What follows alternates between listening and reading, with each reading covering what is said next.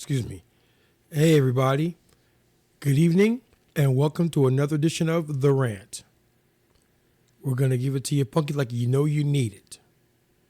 And we're gonna say it like it is. And you can do with it, again, as you will. And as always, this and other podcasts in the Jazzy Groove Rainy Day Podcast family are brought to you by the power of 5. If you like what we're doing, consider supporting the channel. Hit the like button. Goes a long way to help us reach more people. Hopefully make your lives a little bit better for it. And also, I do want to apologize again. My voice is coming in and out. It's a lot better than it was last time we spoke, but it still goes in and out. And if you have difficulties, I wholeheartedly understand and apologize for it. I would advise you to turn on the closed caption so you can at least follow along with what I say. And yeah. And with that being said, let's dive in. Today's podcast is the Sisterhood, or as I like to call them, the Borg. Now, I can already hear you laughing, and in between fits of laughter saying, all right, Obi, what are you talking about, the Borg? Well, simple. The Borg are a race of beings in Star Trek that consists of a hive collective.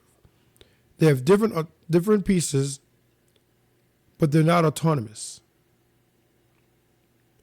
They are controlled by the hive mind. They move as one, and they seek to assimilate everything that comes into contact into their culture and collective.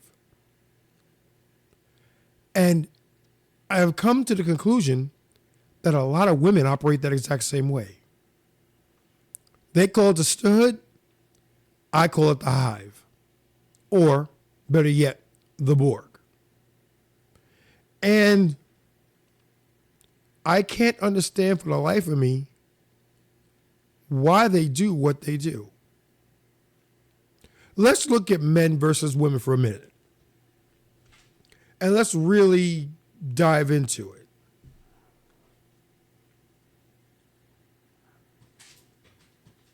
There we go. Okay. If a man likes a woman, he might talk to his boys about it. But more times than not, if he likes this girl, he's going to move on her. There is no committee. There is no debate, no nothing. I like this girl, I'm going for it. Women, on the other hand, for the most part, they are a collective. This girl sees this guy, she likes him. Excuse me, I got to go to the bathroom. And then before you know it, 6, 7, 8 girls go to the bathroom with her. And when they're in the safety of the bathroom, they discuss it. I don't understand why you need that many people to make a decision. If you like the person, go for it. And if you don't, oh well. You see, I've heard a lot of people say life is a series of grays. It's really not. It's really not. Life is binary. On, off, good, bad, yes, no. It is our interpretation of those binary choices that make it gray. What do I mean by that? Okay. Man goes to jail and he's arraigned. And when he's arraigned, what is the charge? The charge is murder. How do you plead? Not guilty. I didn't mean to kill that person. I was driving. He got into the street. I tried to swerve to hit him, miss him, and I hit him. I wasn't trying to hit him. Okay. We'll amend it to manslaughter. I used that example to drive home the point that you did it. You did it. Now, the gray is I didn't mean to do it. It was an accident, this, that, and the other thing. But that doesn't change the fact that you did it. You killed somebody.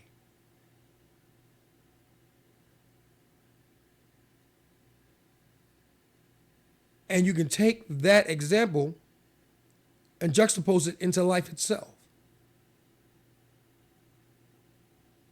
You didn't mean to do it, but you did it, and this is the result. I didn't mean to. Okay, maybe you didn't, but you did it.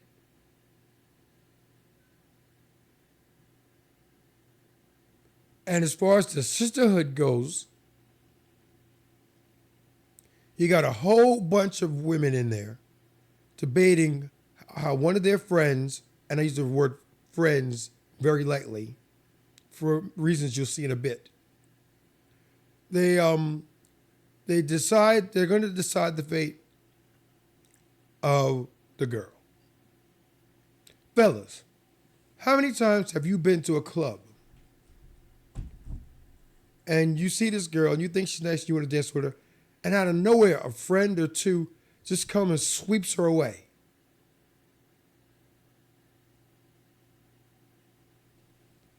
And you're going to sit there and ask yourself, why did she do that? Or why did they do that? And the answer is simple. Misery loves company. And who is she to possibly have a great time and a great night when I'm not? So therefore, we'll all suffer together.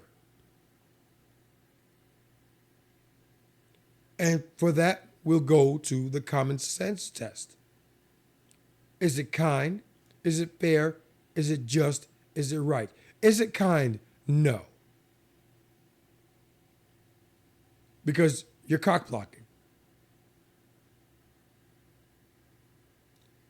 Is it fair? No, because that could have been the love of her life. That could have been him. And she ruined it. Is it just?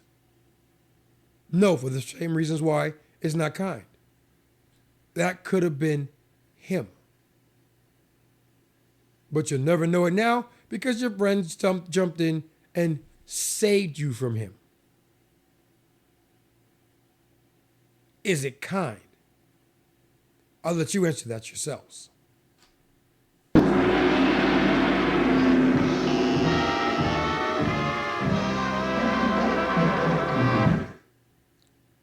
I'm going to go with no. I'm going to say no. And I'll say no because, again, you put yourself in a situation you weren't in. This is an A-B conversation. See your way clear of it. But no, the sisterhood must prevail. And because of the sisterhood, there are a lot, and I mean a lot, of people out there who are going to miss out because their friends deem them otherwise. And they're not friends. They just don't want to be by themselves. You came rolling 8 deep. You're going to leave 8 deep, whether they want to or not.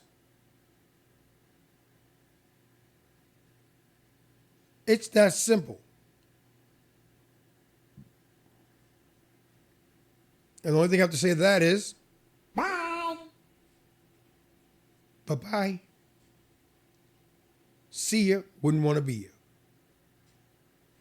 There's a growing number of men today who are tired of the games. They're tired of jumping through hoops at a woman's beck and call.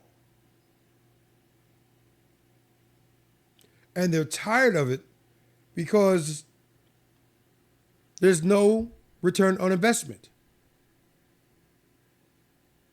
It's the law of diminishing returns.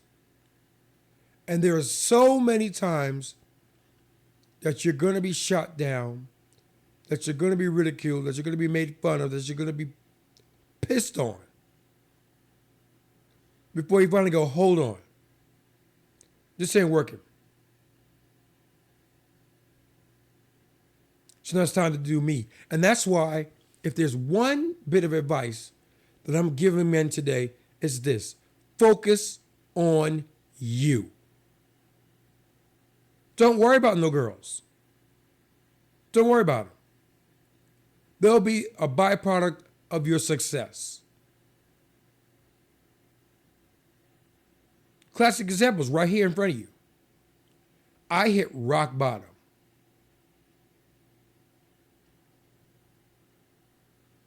Everything was going wrong.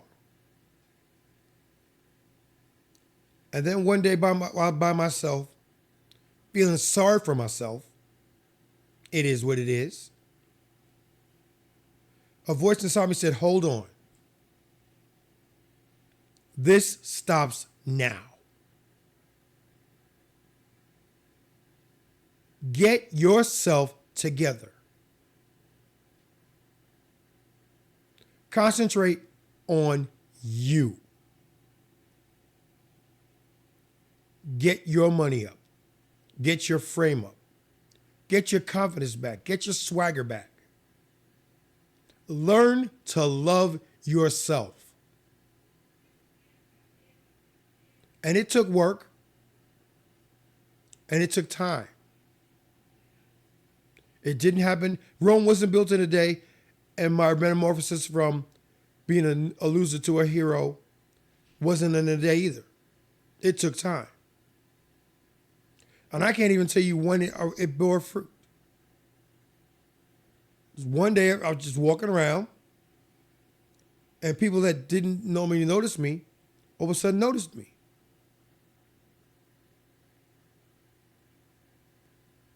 How you doing? Hey. What was that about? I'm going about my business. And it maximized when I met my wife, who at the time was my girlfriend, which brought across a conundrum for me. And I asked myself, why is it that when you're by yourself, you can't buy companionship? But when you meet somebody, you can't beat them off you with a stick. And it's simple. Well, there are a few reasons for it, but one of the main reasons I found was that they're attracted to your confidence. Women love a winner. And women are very good at sussing these things out. They take their social cues a heck of a lot better than we do.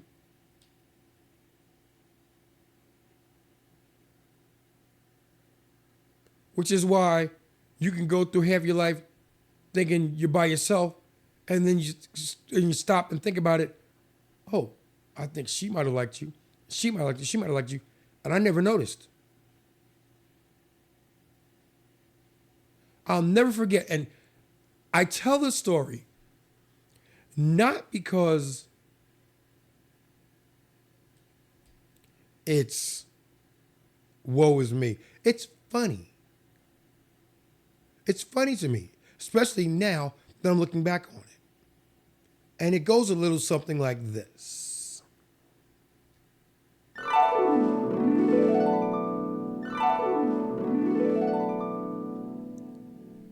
Way back in the day, I was seeing this girl. And we actually started talking over the telephone. She called looking for my brother. I was on the phone. Wanted to talk to her for like an hour and a half. We got along well. We saw each other, sealed the deal. And this happened. Okay, now I'm going to tell you that this happened every single weekend for 2 months straight. I'm going to preface it with that. And this is what went down. She had this party. She threw a party every Friday night. She'd invite me and my friends. We'd go. We'd have a good time, laugh, joke, carry on.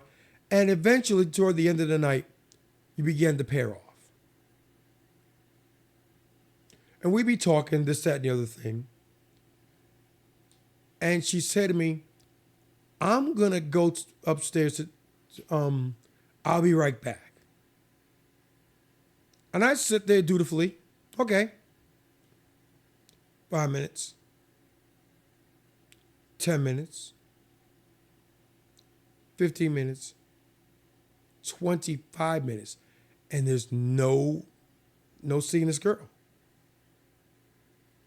So I'm like, what is going on here? So I go up the stairs. And as I got up to the top of the stairs, I turned and I saw her on her phone. I'm like, oh, okay. There you go. She was on the phone. Now, this happened every single weekend for 2 months.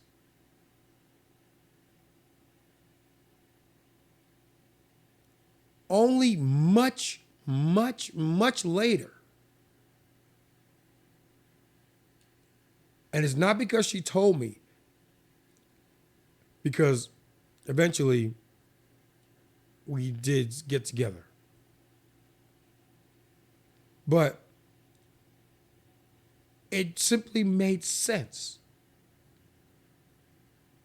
She went upstairs thinking I was going to follow her, go to her room, and have sex. But no.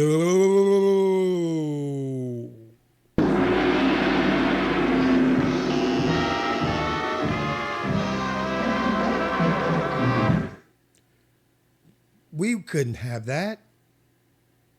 We couldn't do that because that's being direct. And we can't be direct because also this was the time where I was a goody good two-shoe.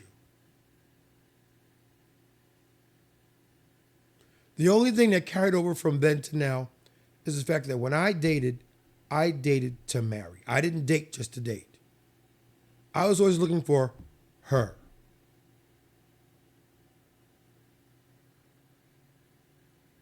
Always. Always somewhere in my mind. It was more to the front than the back. But it would always come down to, will she make me happy? Will she bear my children? Will she be with me through thick and thin?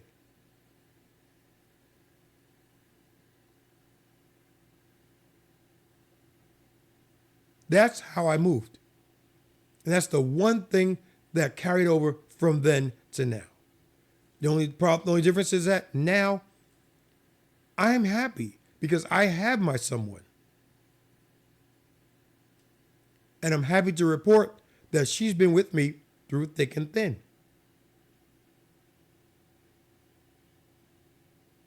She and my children are the main reason why I'm still here today. Because as I told you earlier, I was diagnosed with prostate cancer, got anemia, and a whole bunch of things went wrong at the same time. And the doctors didn't think I was going to make it.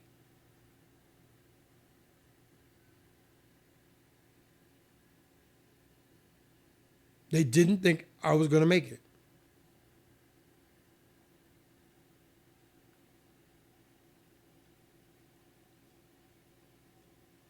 It even got to the point where one of the nurses, or the doc, I forget who it was telling me, did I want to see the chaplain? I'm like, no. What do I need to see the chaplain for? Again, duh. But I'm glad I didn't know, because if I knew, I might have given up. But I didn't know. All I knew was that I had to get better for them.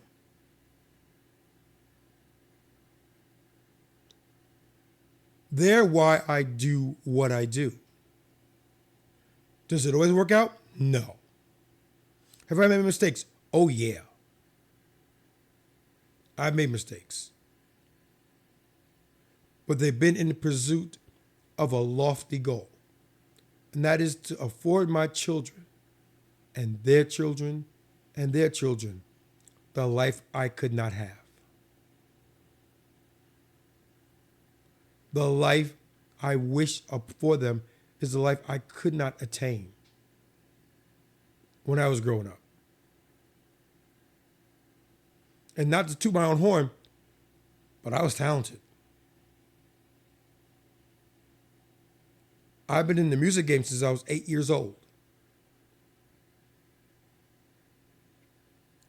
I was courted when I was 17 years old. No, 16 years old. By a girl who I was trying to talk to, but she had a boyfriend that she wanted me to meet. His name was Jellybean Benitez. Told my mother about it. Oh, no, I don't want you to do that. You get yourself messed up. Okay. Because I was a mama's boy. I could tell you stories about that. But that's a story for another podcast and another day. See, and I like this because as I talk to you guys, there's so many things that come to my mind that I want to talk to you about. Because it's therapeutic for me. I can talk to you guys and tell you exactly how I feel, knowing that it don't matter what you think. And that may sound crass and cold, but it's true. I say that because it really doesn't matter in the total scheme of things. It doesn't matter at all. I'm going to do what I got to do. My favorite saying, do what you must because I'm going to do what I got to.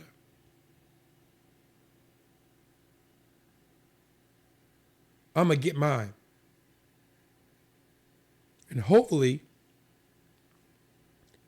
when I get it, I won't step on too many toes to get it. But I do also realize that I'm going to have to step on some toes. You are witnessing the metamorphosis and rebirth of OBJ. Starting right here, right now. I don't want to step on toes. But I will if I have to. Another one of my sayings. Either get on the program or get out the way. Because this train's coming through, and if you're on the tracks when I come through, you're going to get hit.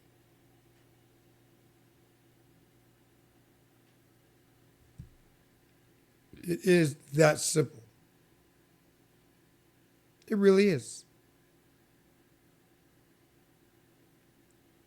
And so much to talk about. But I digress. Let's get back to the topic at hand. And that's the sisterhood. One of the greatest lies perpetuated upon a species.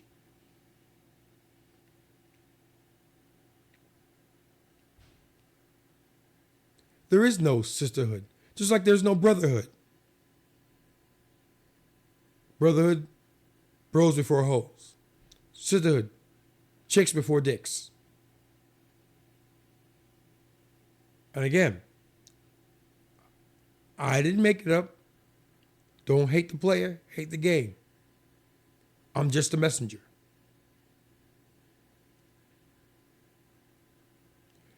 And to fully and completely understand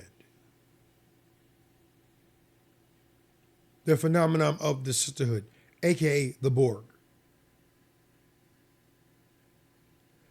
you have to go into a woman's psyche to properly understand what motivates and drives a woman to do that. And it all stems from, at its core, it's all rooted in competition.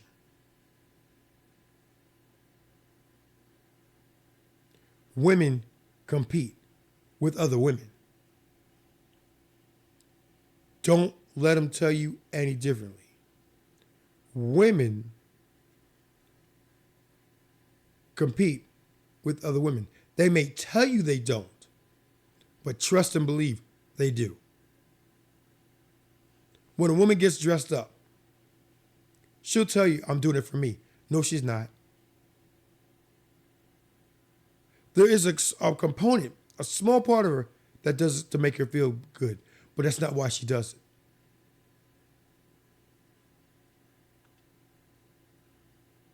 That's why when a woman goes out of her house, I don't care, she may be going to the corner store, she's got to look good to do it.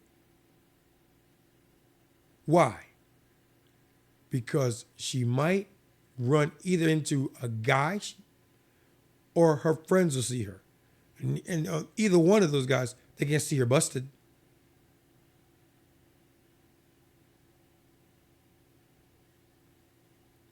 Can't happen.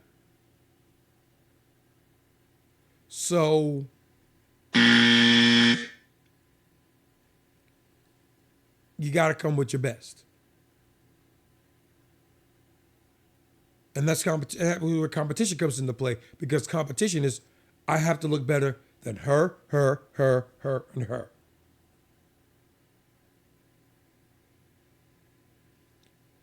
Most famous joke by Chris Rock, I love it, and I'll continue to say it till I can't say it anymore, is this.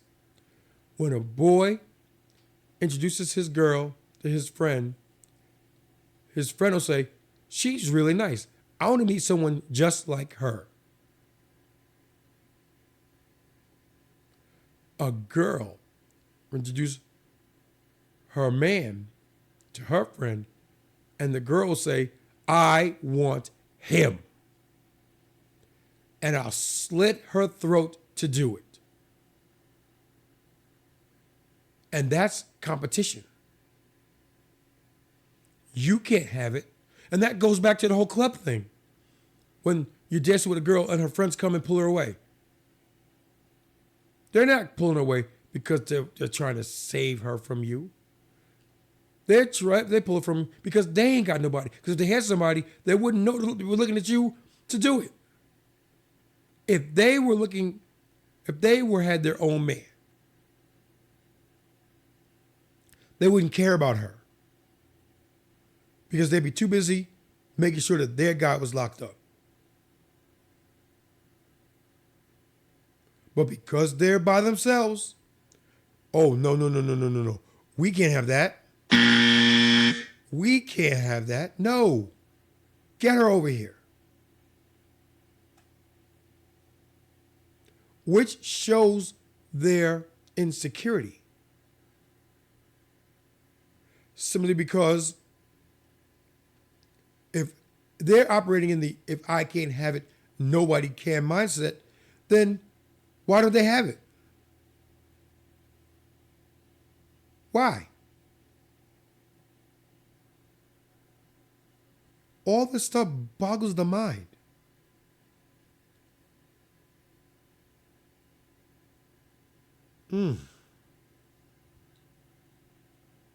I don't know.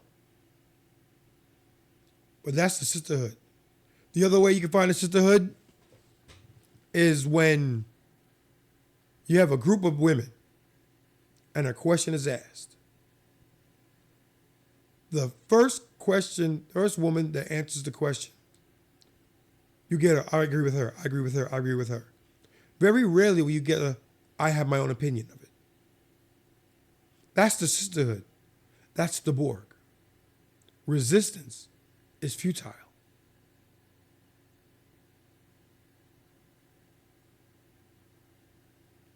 Again, don't shoot me, I'm just a messenger.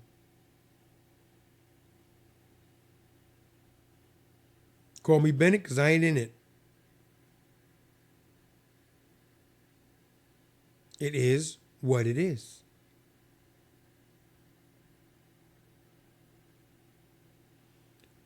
And in conclusion, will the sisterhood go away? My answer is no, it's not. Will there be women, individual women, who buck that system and go their own way? Abso-freaking-lutely. Absolutely. But they're the outliers. They're the exceptions to the rule. And they should be treated as such. In the sense of, if you find someone who has their own mind, don't let them go. If you find somebody who marches to their own beat, who isn't part of the sisterhood, aka the Borg, hold on tight. Because the sisterhood, more times than not, will do you in. And with that, we've come to the end of another one. I'm going to start doing these podcasts around between 30 and 40 minutes, simply because I know that one person by themselves talking for 40 minutes, 50 minutes, an hour, 10 minutes, gets to be grating. It gets to be on your nerves. So we're going to experiment. We're going to look for that sweet spot. And I'm thinking sweet spot's around 30, 35 minutes. So that's what we're going to shoot for. And once again, we operate in the realm of 5. Like, comment, subscribe, notify via the notification bell, share. Each of those things by themselves is powerful. Together, they're unstoppable. They'll take us to places we never even dreamed of going, and we'll definitely bring you with us. Because I'm of the mind where if you're with us through the bad times, I'm going to reward you when it gets good. So please, at the very least, hit the like button. You want to go further? Do another 5. If that's not enough, consider donations. There are the links below. CashApp, Venmo, and PayPal. Consider your support. And with that being said, this is OBJ saying thanks for stopping by. Love one another. Do better. And I'll see you in the next one. Peace.